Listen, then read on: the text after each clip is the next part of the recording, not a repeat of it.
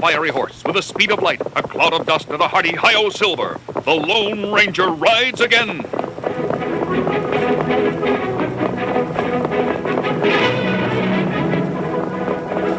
Let me tell you a story that begins many years in the past, in the days before I became known as the Lone Ranger, when I was riding against outlaws and desperados in the company of 6 men, led by my older brother, Captain Dan Reid of the Texas Rangers. The Texas Rangers, upholding justice and fair play in a West mostly untamed, unknown. We were in pursuit of a band of outlaws led by a man named Butch Cavendish, a gang that had been causing trouble throughout the territory, terrorizing farmers, shooting up towns, rustling cattle, burning and pillaging their way through the countryside. We'd been on the trail for almost a week, and still not a sign. Rangers, halt! We'll stop here for a while, men. Dismount. I don't know about you, brother, but I'm a little saddle-weary. I'll second that. Borrow your canteen? I'm empty. Sure, Dan. That's what I needed. Captain Reid, rider coming up from the north. Stand ready, men. He's sure in a hurry. Bent for leather. Hold up, stranger. Texas Rangers. Sight for sore eyes, I tell you. Who are you? Collins the name. I'm a miner. Butch Cavendish and his gang been through this way. Killed my partner. Cavendish? How long ago? Less than an hour. Can you tell us which way they were headed? Tell you more than that. They're camped not far from here. I can show you. All right, men, mount up.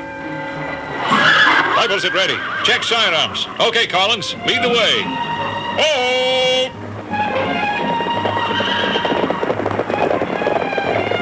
Long last, brother. I don't know, Dan. Don't know what? This Collins, something about him rubs me the wrong way. We'll keep an eye open. You think he's telling the truth? It's a chance we take. Anyway, 6 Texas Rangers ought to be able to take care of Butch Cavendish and his boys, if they're there. They were there, all right, but not where we expected. Butch! Yeah, I see Collins about a mile away. He's leading the whole troop of Rangers right into the pass. let me see. Yeah, now there's a pretty sight for you. They'll pass right under our noses. Yeah, I sure am looking forward to this. Dan, I'm not so sure about this. That pass up ahead. You worry too much. This Collins, he came out of nowhere. But he might be leading us somewhere. Look, brother, a ranger doesn't back down from a fight. Either we win or we lose. I think we'll win. However, in case we shouldn't, in case I don't come out of it all right, I want you to see to my wife and son. Don't talk like that, Dan. You'll like Linda. She's a fine girl from a good family back east. Of course, I haven't even met little Dan yet. What do they do in Fort Laramie? Wagon train was due yesterday, so if anything does happen, brother, well, you know what to do. Though I still felt uneasy, I said no more about it. As we approached the pass, I could almost feel the eyes watching us on the rocks above. Here they come, boys. Get set. Now, don't nobody fire until I say so.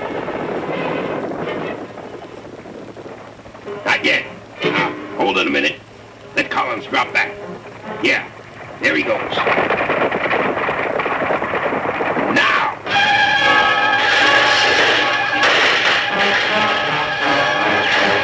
It was a massacre. 2 of the Rangers were hit before they could even get off a shot. The rest of us dismounted and ran for cover. But cover was scarce. Cavendish and his gang were up in the high crags overlooking a dead-end canyon known as Bryant's Gap. Collins had led us in like blind mice, following the Pied Piper. I watched another Ranger fall, and then it was my brother's turn. Dan! Dan! Linda! Remember? Linda. And my son. I was alone then, the last survivor. And looking up, I saw Butch Cavendish grinning down from the high rocks. I raised my revolver, aimed, missed. It was the last bullet I had. And then I was hit. Everything became white, very white, and I pitched forward to the ground. I wasn't unconscious. I could still hear. I didn't know whether I would live But I lay very still, waiting, listening, unmoving, holding my breath.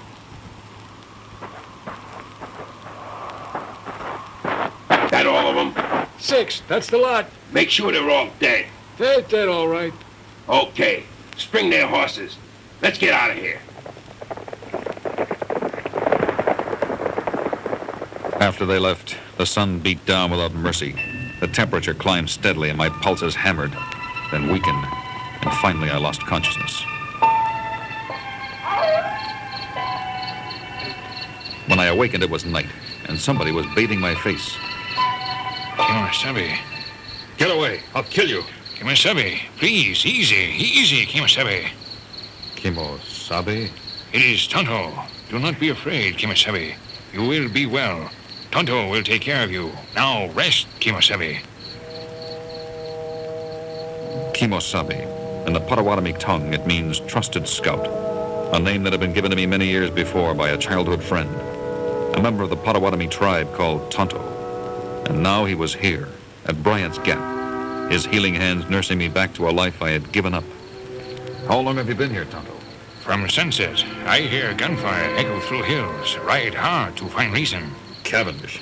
It was Butch Cavendish and Rest, Kemosabe. You must gather strength. my brother Dan and the others. Tonto. My brother. The other Rangers. Dead, Kemosabe. All. All, Kemosabe.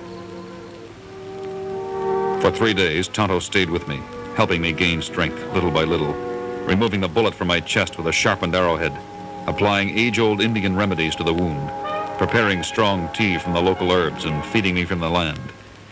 At last, the life flowed back into my veins. In the days I had been sleeping or delirious, Tonto had buried my brother Dan and the other 4 Rangers. Now I saw him digging a 6th grave. What are you up to, Tonto? I think, Kemosabe, when others find only 5 graves, they know one Texas Ranger escaped. They look for him. Good thinking, Tonto. You're right. Butch Cavendish and some of his cohorts know me by sight. When they hear of 6 graves, they believe you dead. And they'll never suspect I'm alive enough to get every one of them.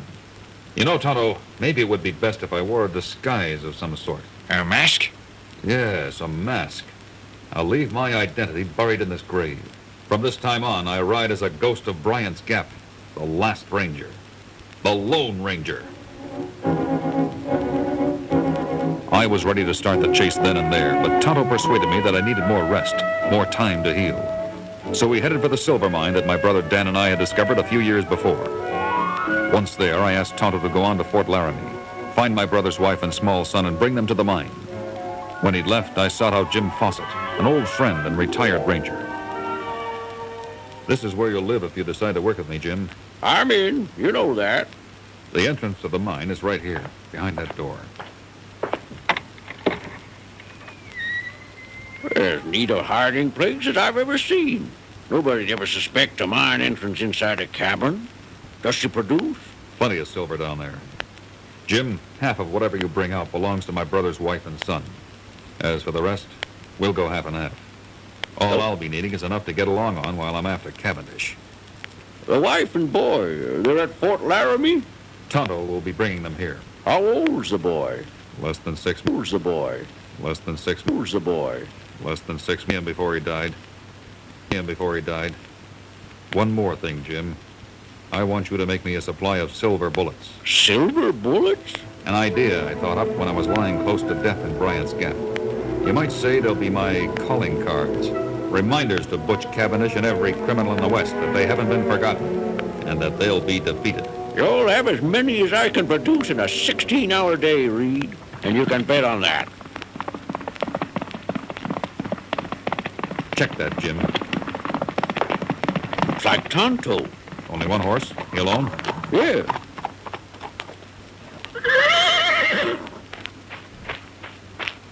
Kemosabe, the wagon train.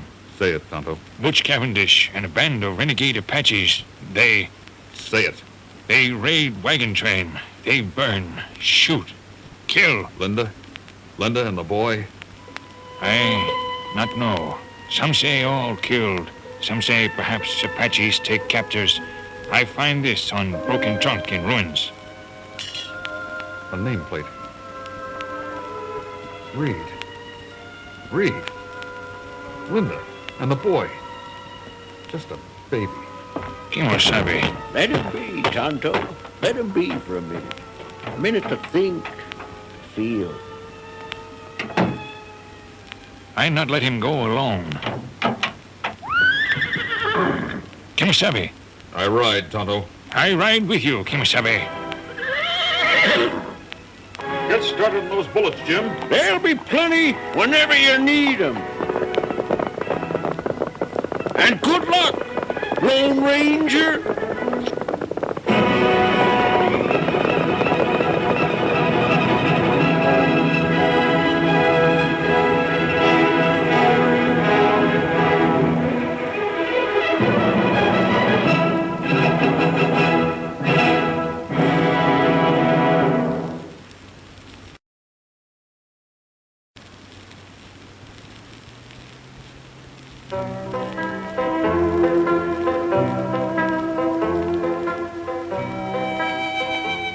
It was a little place called Pandale.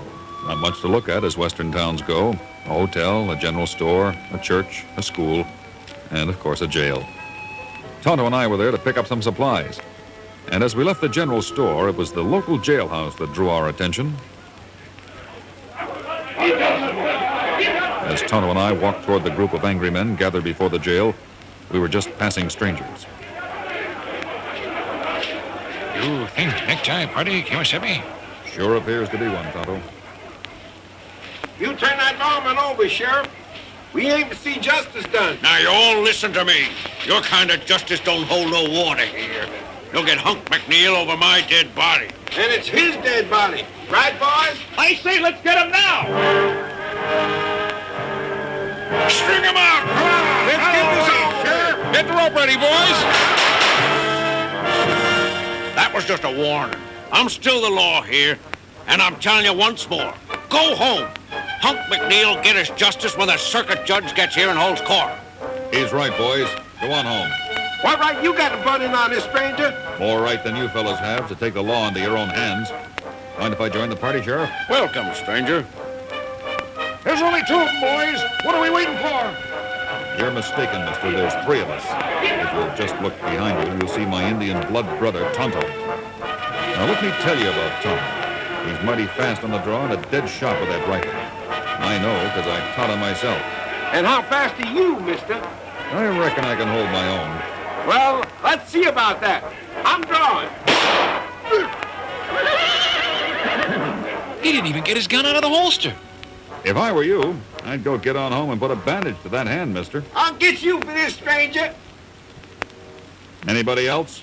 Never seen a faster draw. Quicken, you can blink an eye. Too fast for me. Let's go now. Come on. Don't know how to thank you, stranger. Glad to be of help, Sheriff. Kimosabe, you give me no chance to see how fast I draw. Next time, Tonto. Say, Sheriff, this Hunk MacNiel, is he your man? I'm not sure. Mind if we talk to him? Oh, come on in.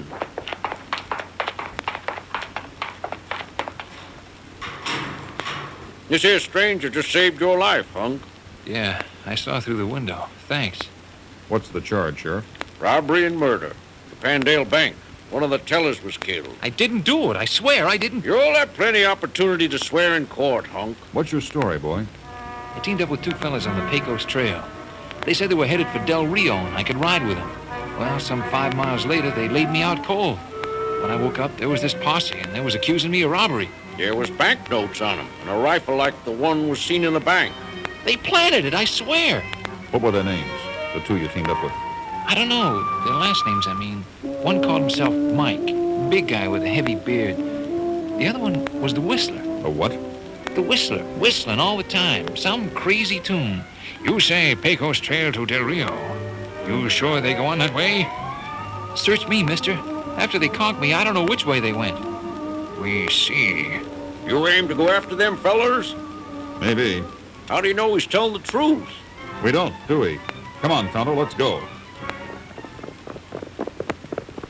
Tonto and I headed for the Pecos Trail, and sure enough, we picked up the hoof prints of the posse that had brought Hunk MacNiel into Pandale. See over here, Kimasabi. Posse trail go north. But here, only 2 horses. Lead this way. South, They get to Del Rio, only a short ride to Mexico. where the law can't touch them. Let's ride, Tonto. Hi-yo, Silver! Away!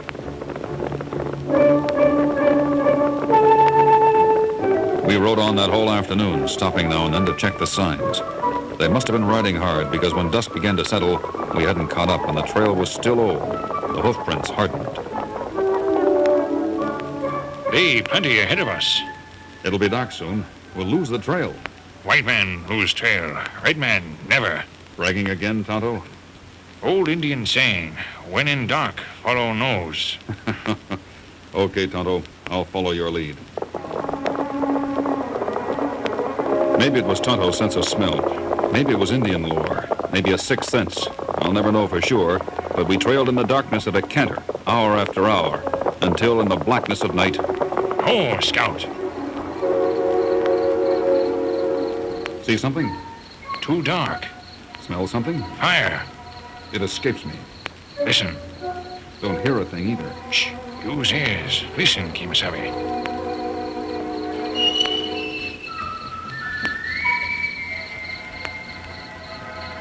You hear? No. Listen.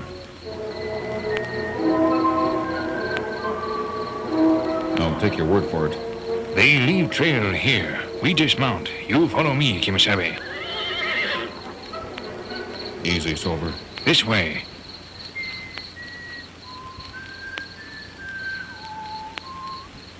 I hear it now. The whistler. Come. There, fire. See now? I see it. Let's split up, Tonto. I'll take them front. You come in from behind. Old Indian custom. I'll palaver. You step in when things get rough. Also Indian custom. Luck, Kimasabi. Luck, bullet brother. They weren't sitting ducks. The big one with a beard had a rifle across his knees. His face was mean and dark in the light of the campfire. The whistler was long and thin and bore a livid scar across his forehead. They both looked dangerous. I crept up in the darkness and waited for Tonto to gain his position. Shut up. What?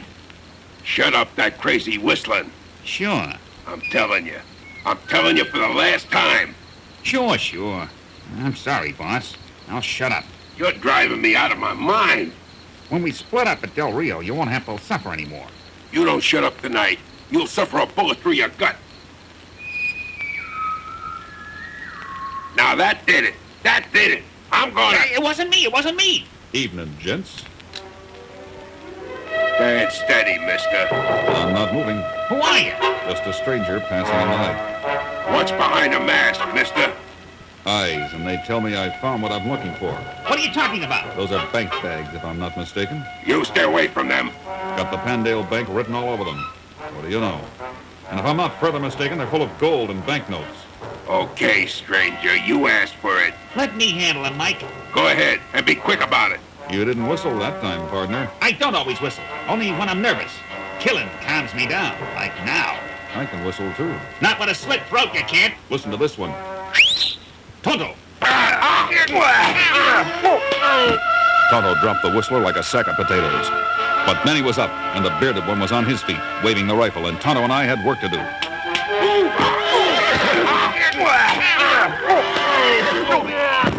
Sorry, Kimasabi. That's a wicked punch. I mistake you in dark for bearded one. He's out, and so is the other. Now let's get these two hog-tied and ride them back to Pandale. I've an idea Hunk MacNiel will be glad to see them. And the bank get back at Swamp'em. That, too. Of course, Hunk MacNiel was a lot more than happy when we rode into Pandale with Big Mike and the Whistler in tow. After the two were locked securely in a cell and the money had been returned to the bank, Tonto and I finished up buying our supplies. We were just about to mount Silver and Scout when we noticed the commotion outside the jail. Look like more necktie party, Kimasabi. Not again. Come on, Tonto. Got your hands full again, Sheriff? Howdy, stranger. They're aiming to string up Big Mike and the Whistler. You got no call button in here, stranger. I see your right hand's in a bandage. Draw with your left, too. I ain't fixing to fight you. You're just aiming to string up 2 men without a trial, right? 2 men who can't fight back. They're guilty as all get out. That's not the point. What do you mean that ain't the point? I mean the law of the gun and the law of the rope is no law at all. There's a new law in the West, and it says every man accused of a crime is entitled to a trial. But just look at the evidence. That evidence will come out in court, and justice will have its day. Now, aren't you boys ever going to learn? You almost strung up an innocent man. You can't fault him that. Now, I suggest you fellows go on home. When the judge gets here, you'll have a trial, and justice will be done. What do you say? Let's go, boys. Ain't no sense stringing them up. Well, Stranger's right. We've been right. Okay. Well, Sheriff, maybe they're learning. Hope so. Buy you fellas a cup of coffee? No thanks, Sheriff. We'd best be on our way. Easy, Scout. Say, stranger, what's your name? Why not just call me stranger? Let's ride, Tonto. So long, Sheriff. Hi-yo, Silver. Away! Well, I'll be danged. That must have been the Lone Ranger.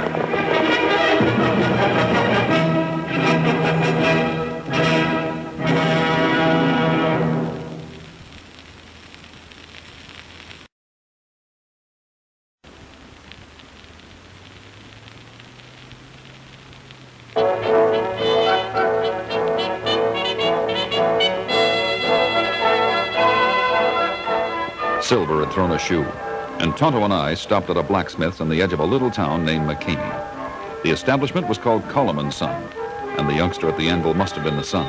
He was quick, and he was expert. That ought to do it, mister. Nice job, son. Look at this, Tonto. Him fine blacksmith. Name's Collum. Jed Collum. Pleased to know you, Jed. Say, mister, if you don't mind my asking, what's the mask for? Oh, that. Well, sometimes the sun gets to me. This shades the eyes a bit. Uh-huh. How much do we owe you, Jed? Oh, why don't we say $5? Fair enough. Right, Tonto? Heap fair. Hold on there. That'll be $15, not $5. You, Mr. Collum? Heck no. This ain't my father. This is Clem Naughton. What's the joke, Clem? No joke, Sonny. I'm managing this shop now. Your dad went and lost it to Ace Fountain down at the casino. Not 5 minutes ago. He gambling again? He was. Figure he's cleaned out by now. This here's the deed, see? Yep. And this here's where it says it was signed over to Ace Fountain. I can read. Well, mister, like I say, that'll be $15. Prices get higher every day, don't they, Tonto? It didn't take Jed Collum long to move his gear out of the shop, and Tonto and I rode with him into town. Behind us, Clem Naughton was hammering up a sign that said, Ace Fountain, Blacksmith. We passed more Ace Fountain enterprises as we moved along the streets. The Fountain Hotel, the Fountain Tonsorial Palace, the Fountain General Store, and last but not least, as we reined in and hitched our horses, the Fountain Casino. Ace Fountain's kind of big in this town, isn't he? He owns it, mister. Lock, stock, and barrel. You fine blacksmith. You should work shop. Guess I'll have to. For Ace Fountain. Your father likes to gamble, huh? It's like a sickness. I only hope he didn't go and lose the ponies. What ponies? The 2 prize Palominos I showed you. Fountain's been trying to get them for a long time. Well, there's only one way to find out.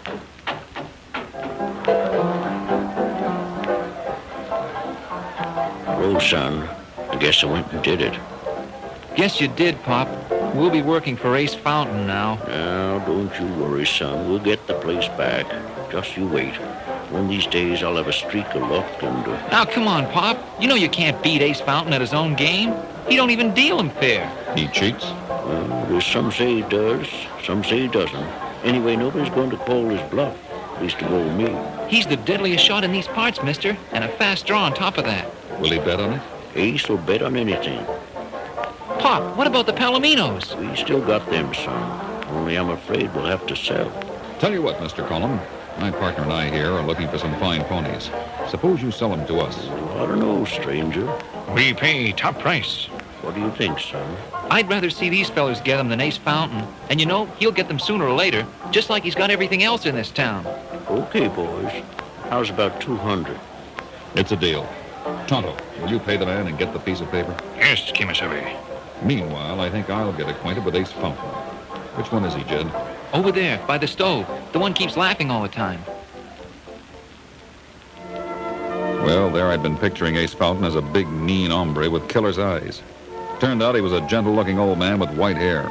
And on top of that, he didn't have the use of his legs, and he sat in a wheelchair. Well, you can't tell a book by its cover, so they say. But if Ace Fountain was the fastest draw in town, there was a reason for it. He kept his holster strapped to the arm of his wheelchair, within an inch of his fingers. You looking for somebody, stranger? You Ace Fountain? That's what they call me. Say, what's the mask for? Now, you don't aim to hold us up now, do you? Wouldn't that be something, boys? A hold-up at Fountain's Casino? That's not what was on my mind, Mr. Fountain. No? Well, I'm glad to hear it. Thought maybe a little cards to pass the time. You hear that, boys? Man wants to play cards. Here, you're a betting man, Mr. Fountain. You heard I was a betting man? Did you get that one, boys? All right, sit down, stranger. Thanks. Never let a stranger get away from here without him having himself a little fun. Now, what'll it be, boy? Draw, stud, deuces wild? Little 5-card stud will suit me. By all means. Cut. Your deal. All right, now the first king bets. Up to you, stranger. $5 be all right? $5? I don't know, boys. Can I afford it? Here's your 5, stranger, and I raise your 10. It wasn't hard to lose to Ace Fountain. He was a shark. I didn't see any signs of his cheating, but something about the man put me off. He was just too arrogant, a man who had had his own way too often for too long a time. He was too defiant, too proud, and I aimed to take his pride down a peg. 10. Up 15. I'll see you, Mr. Fountain. 10s and 3s. Beats me. I tell you what, stranger. How about a little straight draw? I always figure that to be a better game. I think you just about cleaned me out, Mr. Fountain. Oh, now, come on, stranger.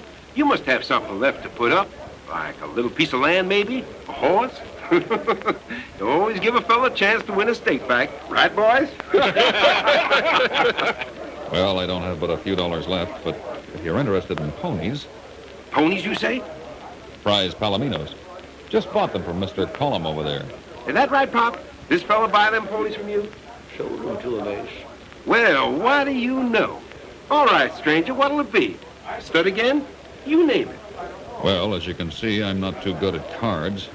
Cut the deck, then? That's an easy enough game for a tenderfoot like you. Truth is, Mr. Fountain, only thing I'm really good at all is shooting. Shooting? You hear that, boys? Shooting. This here fella's asking me to a shooting match. Thought you were a betting man, Mr. Fountain. Mister, you just lost yourself 2 prize Palomino ponies. Wheel me out to the street, boys. Let's show this fella what good shooting really is. Outside the casino, the whole town came into the street to watch. We collected a lot of tin cans and bottles, and the shooting match was on. I chose Tonto for my assistant, and Ace Fountain had Clem Naughton. Now, these here are the rules, stranger. You have your man throw a bottle into the air, and you shoot for it. Then me. First one to miss, he's lost. Savvy? What's the bet, Mr. Fountain? Them Palominos. One at a time, okay? Sure. Against all the money I lost. Sure. Now start shooting. We ain't got all day. Ready, Tonto? Ready, Kimasabi. Throw. Nice shooting, stranger. Your turn. Clem, All set, Mr. Fountain. let it go. Even Steven. Again, Mr. Fountain? Oh, this here's child's play, stranger. How about 2 at a time? 2 bottles in the air at the same time. Sure. Want to make it 3? 3? If that's too many for you. Too many. You hear that, boys? All right, Clem. Throw 'em up. 2 out of 3. Your turn, mister. Tonto? Ready, Kimasabi.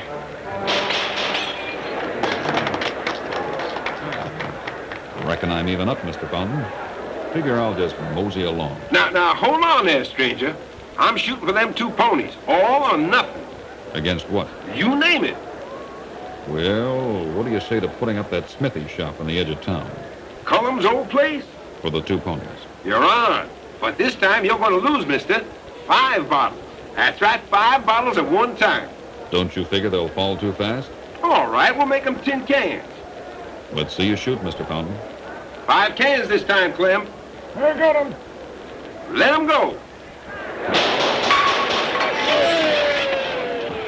Not bad, Mr. Fountain.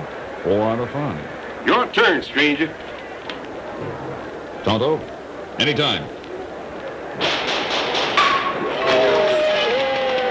Well, Mr. Fountain, guess your eye's not too sharp today. Now, just a minute, mister. You don't get off so easy. I'm just warming up. Now, you see that hotel across the road? The Fountain Hotel? And this here gun holds 6 rounds. You game? Well, it's your hotel.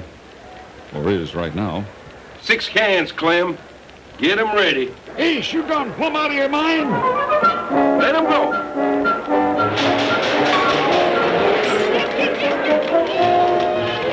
Well, that was some shooting match. Old Ace Fountain just wouldn't give up. With a man like that, you scratch his pride and he just loses his head. And Fountain lost more than that. By the time it was all over, he'd lost the hotel, the Tonsorial Palace, the general store, and the casino. And at the end of it, he just sat there in his wheelchair smiling at me. Well, stranger, I gotta hand it to you. You're one fine shot. You're a good loser, Mr. Fountain. I've been a betting man all my life.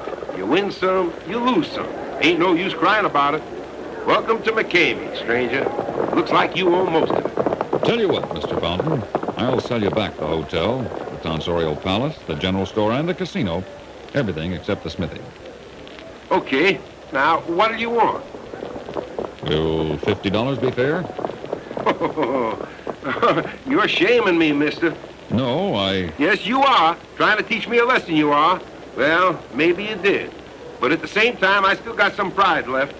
For the hotel, the store, the Tonsorial Palace, and the casino, say, we'll make it 5,000. And son, you earned it. Tonto and I rode out of town, and Jed Collum and his father came as far as the blacksmith shop with us. I can't say how grateful I am, stranger, who turned the deed to the shop back to us. It's your work, Mr. Collum, and your boys. You can't take a man's work away from him. Can't say as Ace took it away from us. He won it fair and square. But I learned me a lesson. And I'm through with gambling. Gambling's a bad habit, Mr. Collum. Yep, so my boy's been telling me. Right, Jed? I don't mean to rub it in, Pop. You keep up good work, young one. You best blacksmith I see in many moon. Thanks, Tonto. And you too, Ranger. Ranger? You didn't think that mask was fooling me, did you? I've heard about you for years, Ranger. Jed, you follow Tonto's advice and keep up the good work. Maybe we'll see you again sometime. Let's ride, Tonto. Up, Scout. Hi-yo, Silver. Away!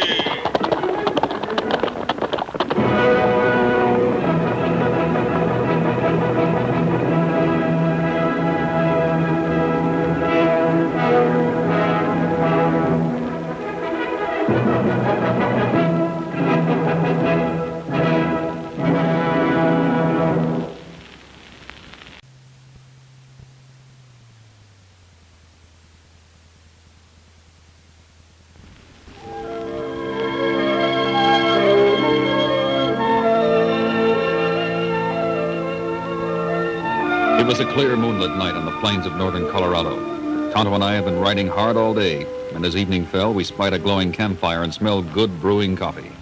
We drew rein and said howdy to the young cowhand who sat beside the glowing embers. He was a friendly sort, generous to a fault, and he invited us to sit and share coffee and grub with him. He was from Laredo, and his name was Tex, and he had a tuneful guitar and a mighty fine voice. That sure soothes the heart, Tex. Thank you. When the gods of darkness descend, music is a light to see by. Thank you, gents. More coffee? Don't mind if I do. How many head of cattle you tending here, Tex? About 100. It's a small ranch. What name might go by? The Lazy Horseshoe. Good name for ranch. I like. Owned by Cal Peters and his daughter Linda. Nice folks. How far away is the Lazy Horseshoe? About 5 miles. Grazing ain't as good closer. This open range? Yep. I was telling Miss Linda about that only a few days ago.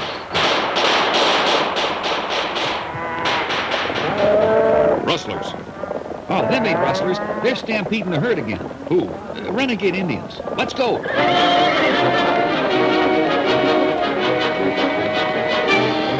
Out there to the east. Up, Scout. Right, Silver.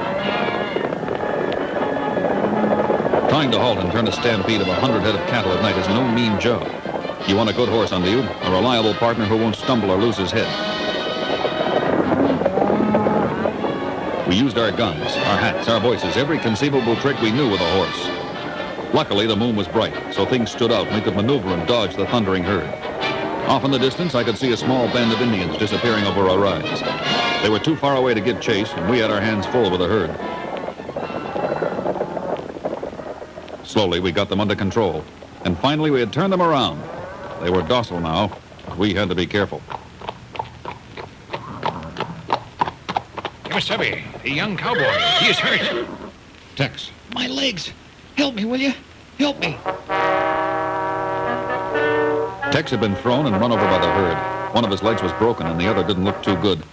We put a splint on the broken leg, and in the morning tied him over his horse and started the slow drive back to the Lazy Horseshoe. Once there, a doctor was called, and while we waited for him, we had a powwow with the owners of the ranch, Cal Peters and his daughter Linda. Indians? You saw them? No, I sure did, Mr. Peters. I'll back that up. Saw them myself. Haven't been any Indians in these parts for years. They're Cheyenne, I tell you. That's the second time they stampeded your herd in a month. No Cheyenne. No Indian. Why, Tonto? No Cheyenne use rope like this. No Indian ride with spur like this. Where'd you find these, Tonto? Where cattle stampede. He's right. They weren't Indians. Then who did it? Who would want to stampede your cattle, Miss Peters? Matt Matthews. Now, we have no proof of that, Linda. Well, who do you think's doing it, Dad? You know what he thinks about us and about the rangeland down there. Who's Matt Matthews? Owns a spread up north of us. The Big M, he calls it. He owns most of the land to the east and west, too. But he wants more. Always wants more and more. That's Matt Matthews. Wants everything. Been trying to scare us off our land for 2 years. He stampede your cattle on open range? Matt Matthews will do anything to drive us off so he can graze his own herds down there. What do you think, Tex? I saw Indians. You haven't been in these parts long enough, Tex. If there are any Indians at all, they're perfectly friendly. Miss Linda, I saw Indians, and I'm telling you... When are you going to stop calling me Miss Linda? Miss, Peters. The name's Linda, Tex. What do you think, Mr. Peters? I'm thinking I'm going to lose me a daughter pretty soon. Oh, you mean about Matt Matthews? Well, I wouldn't put it past him. Look, Mr. Peters, I suspect Tex here is going to be laid up for some time yet. Since you're short-handed, how about taking Tonto and me on to ride range for a while? Well, that's mighty kind of you. No need to pay us twice. We'll act as one man. Right, Tonto? Right, Kimasabi. You play us a song on guitar, Tex? Oh, glad to, Tonto. Just let me get my guitar.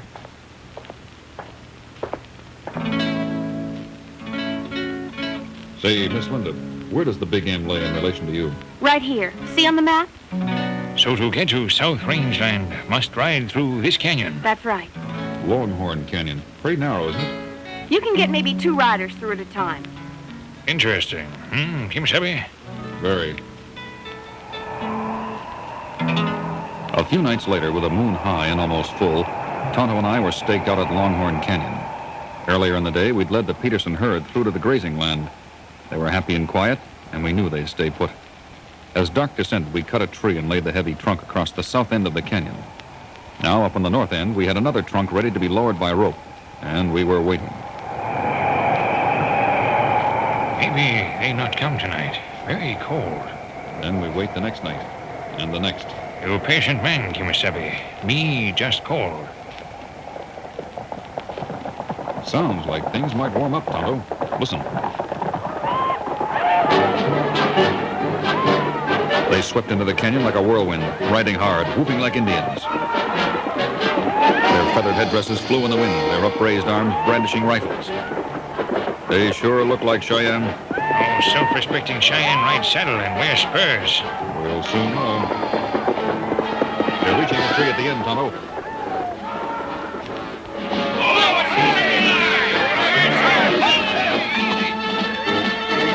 Now, Tonto, the other tree. Let's go the road.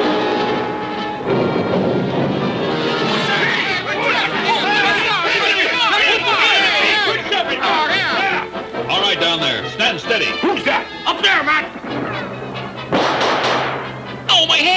told you not to move. Okay, partner. What goes? You tell him, Tonto. You in heap trouble, Big Chief Tomahawk Hatchetface. You trapped in canyon, way up here in dark behind rocks. You have no way escape. You look like members of tribe sitting ducks. In other words, throw down your arms. Who says? The Lone Ranger say. And hurry up about it. That's better. Okay, Tonto, let's hog-tie these critters. They were a forlorn-looking bunch of fake Indians as we led them back through the canyon and in the direction of the nearest marshal. Their leader, a red-bearded man with steely blue eyes, rode second from point behind Tonto. There was something familiar about him. You must be Big Chief Matt Matthews. Don't annoy me, Ranger. You annoy me, though. Tough. You annoy me because I think I've seen you before, but the name doesn't fit. Maybe I never knew your name. You've been drinking too much cactus juice, Ranger. Still and all, I'm sure... Hold it. Hold it, Tonto. What's the matter with you?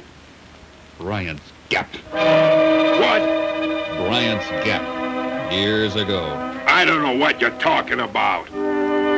Kimasabi. How many years has it been, Tonto? I've lost count. But my memory for a face doesn't fail me.